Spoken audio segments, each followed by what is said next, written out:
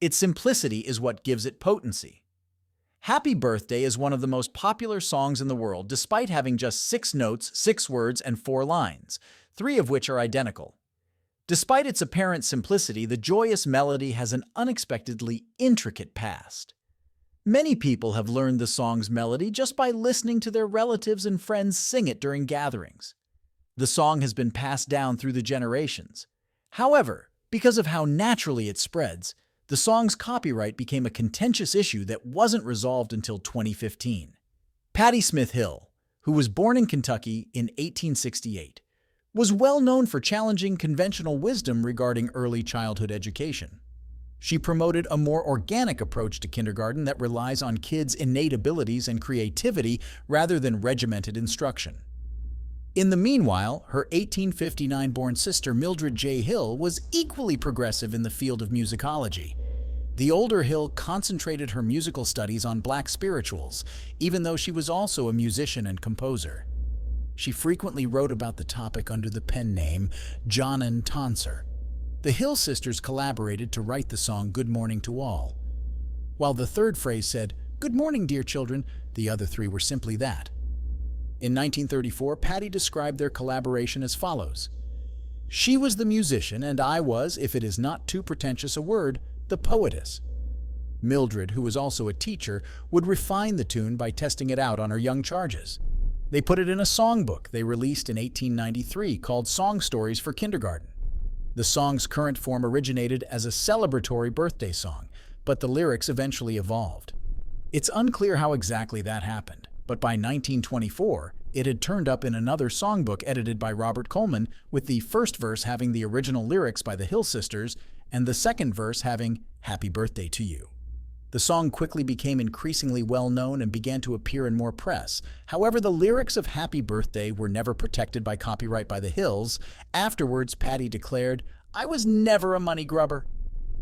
But once it made an appearance in Irving Berlin's 1933 Broadway musical As Thousands Cheer, Jessica, Patti's younger sister, intervened and filed a lawsuit, claiming her family was entitled to earnings. Following the settlement of the lawsuit, the Hills were entitled to cash each time the song was played. Then, with the now famous birthday lyrics, the Hills registered their work with the Clayton F. Summy Company in 1935.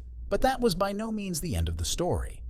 The business they registered with was later sold twice, and in 1988 the song ended up in the Warner Chappell publishing arm of Warner Music Group.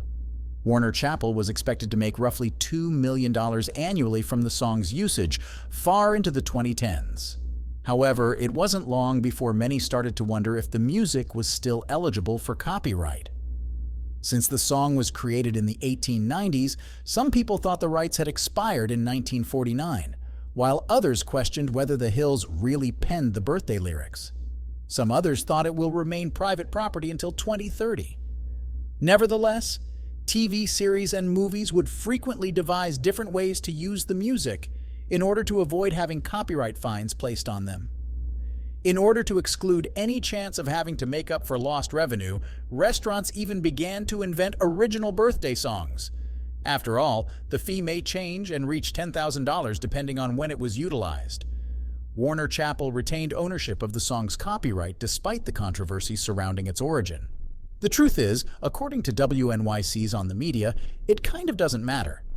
Similar to a nation's boundary, copyright law is not an absolute. It resembles land claims in the Wild West much more. What you can defend is yours. A massive company is Warner Music Group. It has never been really contested over Happy Birthday. Once Jennifer Nelson, a filmmaker, paid $1,500 to use the song in her documentary. She filed another case in 2013. After 2 years, her attorneys discovered a piece of information that completely altered the case. A 1922 songbook version of the song that was released without a copyright notice. In 2016, the protracted dispute came to a conclusion when Warner Music Group consented to reimburse those who had been charged since 1949 for the song's usage with $14 million in settlement claims. It was also necessary to acknowledge the song as being in the public domain. The song that would become a cultural phenomenon was written by the Hill sisters more than a century ago, and it eventually became fair use.